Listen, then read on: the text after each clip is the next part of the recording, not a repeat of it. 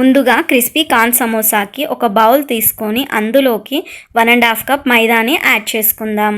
Sweet corn samosa అనేది క్రిస్పీగా రావాలంటే ఒక 2 టేబుల్ స్పూన్ సుజీని యాడ్ చేసుకుందాం. తర్వాత టేస్ట్కు తగినంత సాల్ట్ని యాడ్ చేసుకొని ఒకసారి ఈ పిండిని మనం బాగా కలుపుకుందాం. తరువాత 1 టేబుల్ స్పూన్ వేడి చేసిన ఆయిల్ని వేసుకొని ఈ మొత్తాన్ని మనం బాగా కలుపుకుందాం, పిండి నూనె కలిసేలాగా. నెక్స్ట్ కొద్దిగా వాటర్ని యాడ్ చేసుకుంటూ ఈ పిండిని మనం చపాతీ ముద్దలాగా చేసుకుందాం.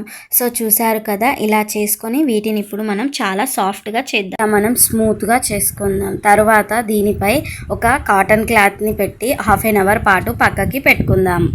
మనం సమోసాకి స్టఫ్ని ప్రిపేర్ చేసుకుందాం. సో స్టవ్ పై ప్యాన్ పెట్టి ప్యాన్ హీట్ అవ్వగానే 2 టేబుల్ స్పూన్ ఆయిల్ని యాడ్ చేసుకుందాం. తరువాత కట్ చేసుకున్న పచ్చిమిర్చి, ఆనియన్, కరివేపాకును వేసుకొని ఒకసారి కలుపుతూ ఇలా మగ్గించుకుందాం. నెక్స్ట్ ఒక 1/2 కప్పు స్వీట్ కార్న్ని తీసుకొని మిక్సీలో కచాపచాగా చేసుకొని యాడ్ చేసుకుందాం. తర్వాత 1 కప్ స్వీట్ కార్న్స్ని యాడ్ చేసుకుందాం. సో ఈ మొత్తాన్ని ఒకసారి మనం బాగా కలుపుకుందాం. ఇలా బాగా కలుపుకొని వీటిని ఒక 1 మినిట్ వరకు మగ్గించుకుందాం.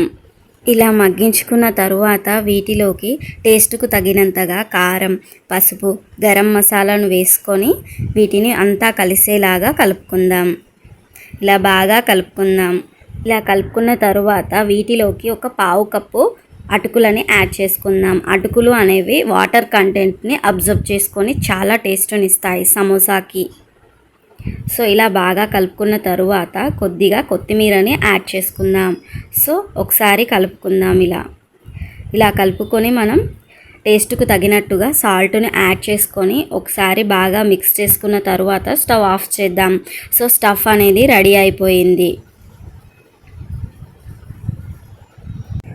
మనం ముందుగా నానబెట్టుకున్న పిండిని తీసుకొని 1 నిమిషం పాటు బాగా కలుపుకోవాలి. ఇలా కలుపుకున్న తర్వాత వీటిని మనం 2 ఈక్వల్ పార్ట్స్గా చేద్దాం. మనం ఒక్కో పిండి ముద్దను తీసుకొని పొడి మైదా పిండిని వేసుకుంటూ చపాతీ కోలతో చపాతీలాగా చేసుకోవాలి. ఎంత పాసిబుల్ అయితే అంత పలచగా మనం వీటిని ఇలా చేసుకోవాలి. తర్వాత మనం స్టవ్ పై పేనం పెట్టి పేనం హీట్ అవ్వగానే ఈ చపాతీని 10 సెకండ్స్ వరకు మనం ఈవెన్గా కాల్చుకోవాలి. చూసారు కదా, ఇలా కాల్చుకోవాలి. ఇలా చపాతీలని కాల్చుకున్న తరువాత ఒక ప్లేట్లోకి తీసుకొని సర్వ్ చేసుకుందాం.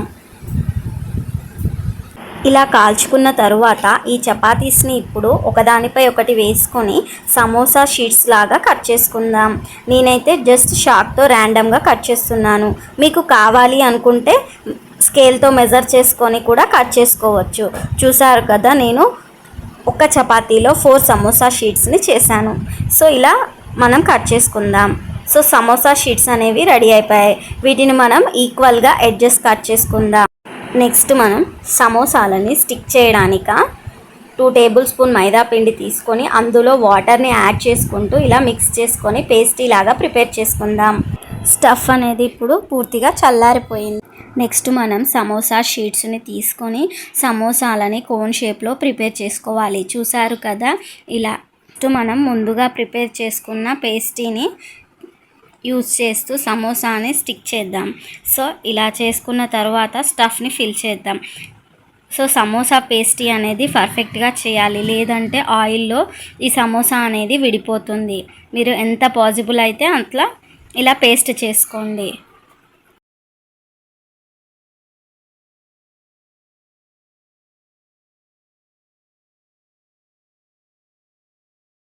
సో రిమైనింగ్ సమోసా షీట్స్ని యూస్ చేస్తూ ఇలానే మనం సమోసాలుగా ప్రిపేర్ చేసుకుందాం. చూసారు కదా, సమోసాస్ అనేవి పర్ఫెక్ట్గా రెడీ అయిపోయాయి. ఇప్పుడు మనం స్టవ్ పై డీప్ ఫ్రైకి సరిపడా ఆయిల్ని పెట్టుకొని ఆయిల్ హీట్ అవ్వగానే సమోసాస్ని మనం ఫ్రై చేసుకుందాం. సో చూసారు కదా, ఇలా మనం మీడియం ఫ్లేమ్లో సమోసాలని ఫ్రై చేసుకుందాం. సో లోపల కూడా బాగా కుక్ అయిపోతుంది. మీడియంలో ఉంచితే, హైలో ఉంచితే మొత్తం పైన పూరి అనేది కాలిపోతుంది కానీ లోపల కుక్ అవ్వదు. సో ఇలా మనం మీడియం ఫ్లేమ్లో పెట్టుకొని కుక్ చేసుకుందాం.